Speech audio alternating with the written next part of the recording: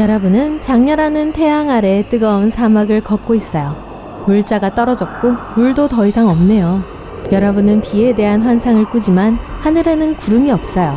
한 걸음 한 걸음 걸을 때마다 점점 더 힘이 빠지고 쓰러지게 되었죠. 근처에 작은 연못이 있는 게 보여요. 진짜 물인가요? 아니면 신기루인가요? 일어설 수가 없어서 그곳까지 기어가요. 물이 시시각각으로 가까워지고 있는데 여러분이 물 쪽으로 가고 있어서가 아니에요. 물이 여러분을 향해 오고 있어요. 몇 분 후 연못 면적이 늘어납니다. 여기 벌써 연못 안에 들어왔네요. 사막의 일부가 있던 곳에 18m 깊이의 작은 호수가 생겨났어요. 이 실제 사건은 2014년 튀니지 사막에서 일어났어요. 튀니지 남부 지역에는 인구가 거의 없기 때문에 정확히 언제 호수가 나타났는지 아무도 몰라요. 처음에는 그 근처를 지나가던 목동들이 호수를 보았고 자신들의 눈을 믿을 수가 없었죠. 그 후 몇 시간 동안 수백 명의 현지인들이 그 장소로 달려갔습니다. 그들은 주변의 바위에서 뛰어들어 물속에서 다이빙하고 수영을 하기 시작했어요. 하지만 며칠 후 그 호수에 이상한 일이 일어났죠. 처음에 호수는 수정같이 맑은 청록색이었어요. 하지만 그 후 어두운 녹색으로 변했습니다. 사람들은 이 현상을 대수롭게 여기지 않고 계속 수영했었죠. 그러지 말았어야 했는데 말이에요. 과학자들과 지질학자들은 도착했고 즉시 호수에서 수영하는 것은 안전하지 않다고 발표했습니다. 녹색 흙탕물은 호수가 고여 썩고 있다는 걸 의미해요. 물이 신선하지도 않고 지하샘에서 공급되지도 않고 있는 거죠. 이제 호수는 해조류와 심각한 질병을 일으킬 수 있는 수많은 해로운 박테리아로 가득 차 있어요. 과학자들은 튀니지의 이 지역이 인산염 침전물로 가득 차 있다는 것도 알아냈어요. 이 물질은 분해되어 방사능 흔적을 남길 수 있어요.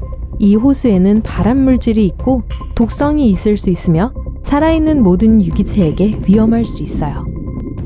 하지만 사람들은 이걸 별로 걱정하지 않았죠. 이 사람들은 태양이 공기를 40도까지 데우는 동안 사막 한가운데를 걸어요.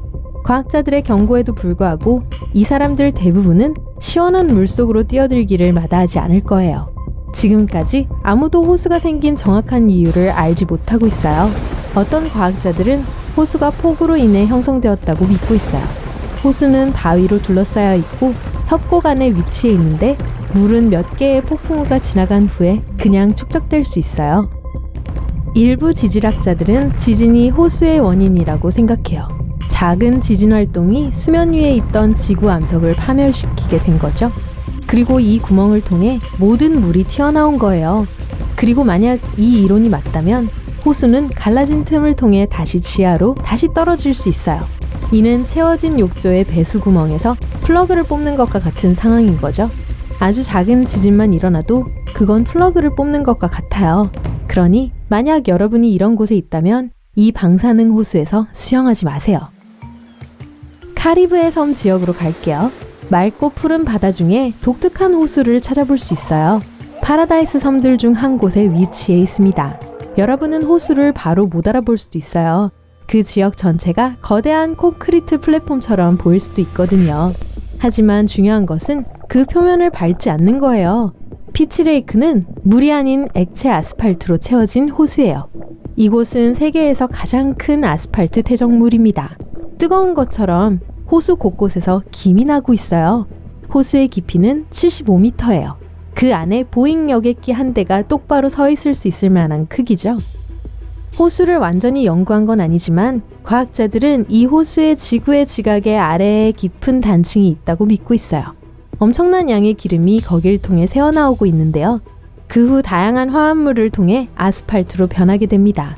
대략적인 추정에 따르면 이곳에는 약 1000만 톤의 뜨거운 물질이 있어요. 이론적으로 그런 조건에서는 어떤 생명체도 존재할 수 없지만 과학자들은 미생물 군집을 발견했어요. 왜 그런지 모르겠지만 이 생물들은 이곳에서 살아남는 법을 배운 것 같아요. 즉, 지구 밖에도 생명체가 존재할 수 있다는 걸 암시해요. 토성의 가장 큰 위성인 타이탄은 표면에 많은 탄화수소 호수가 있어요. 그리고 만약 지구상에 100만 톤의 녹은 아스팔트 중에서 가장 단순한 형태의 생명체가 나타났다면 타이탄에 뭐가 나타나는 걸 막을 순 없겠죠? 인도네시아 자바 섬으로 갈게요. 다음 현상을 보려면 큰 화산을 올라가야 해요. 화산은 풀과 나무로 뒤덮여 있지만 휴식을 취하고 있는 것 같진 않습니다. 입에서 연기가 쏟아져 나오고 있거든요. 꼭대기에 올라가면 끓는 마그마 대신 깨끗한 호수를 볼 수 있어요. 파란 하늘이 밝은 청록색 표면에 반사되고 있어요. 하지만 거기서 뛰어내리려고 하지 마세요. 이 호수는 산으로 가득 차 있거든요. 화산 안의 마그마는 지구의 지각에 가장 깊은 곳에서 나와요. 이 눈부시게 밝은 액체는 다양한 녹은 금속과 화학 화합물로 이루어져 있어요. 그리고 호수는 이 금속 입자들로 가득 차 있죠. 게다가 화상은 이산화황 가스를 방출해요.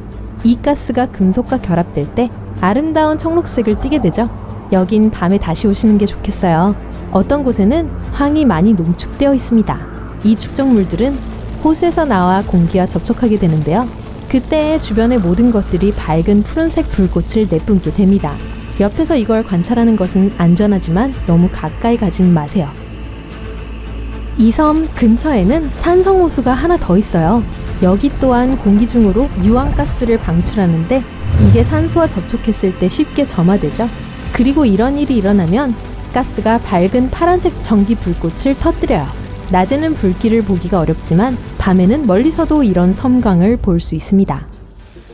우리의 다음 목적지는 호주예요. 숲 위 높은 곳에 드론을 띄웁니다. 녹색의 울창한 숲들 사이에서 여러분은 밝은 분홍색 점을 볼 수 있어요.